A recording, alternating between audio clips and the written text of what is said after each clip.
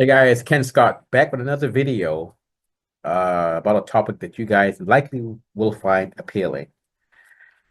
And again, topic's going to be, do you really need a U.S. entry waiver? 2025 update from a former Washington State law enforcement officer. All right, guys, well, like I said before in the other video, the title just says it all, which is, again, do you really need a U.S. entry waiver?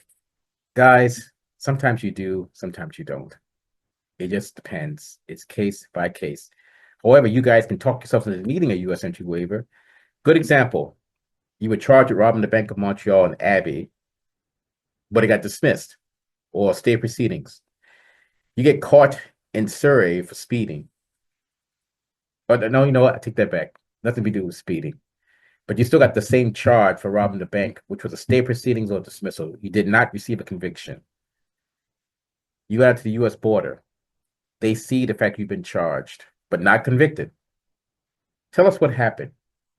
Then the minute you start talking about how much money you made in the robbery and how you drove the car and etc., you've now talked yourself into being inadmissible to the USA based upon your voluntary admission.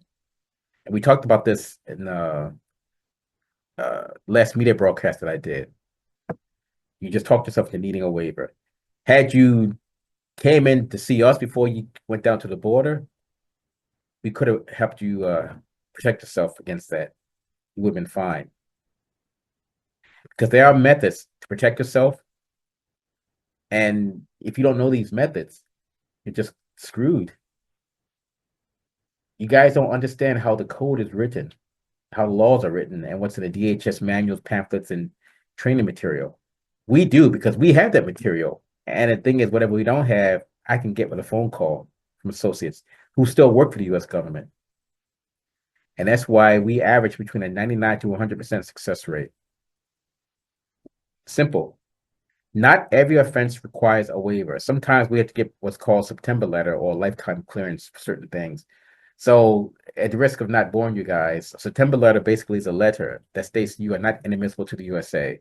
So let's say you got a September letter for crime or conviction or admittance number one.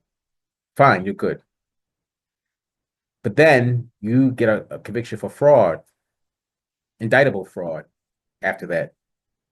Now that lifetime clearance you had is no longer valid. Now you need a waiver.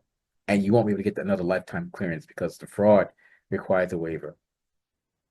Simple. Certain convictions don't require waivers at all, like mischief does not require a waiver. Simple assault involving like a bar fight or whatever does not require a waiver. It's other stuff too that I won't go into, so the discount waiver companies won't try to manipulate you guys and try to monetize what we've said here to make money. Sometimes you don't need a waiver. Sometimes you don't even qualify for a waiver. Sometimes. They won't tell you that. They'll have to take the money from you guys. You guys get denied. Then that's it. But 99.9% of the time, we know if you want to qualify or not. Even then, we get surprised. Even then. But 99.9% of the time, we pretty much know what's going to go through, what won't go through. It's always like that one penny that just slips by.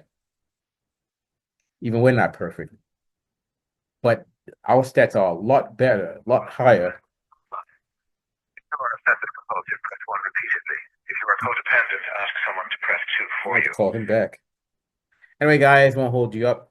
Ken Scott, Senior U.S. Immigration Law Intelligence Analyst with www.usentryWaiverServices.com. That's 888-908-3841 or 604-562-8140.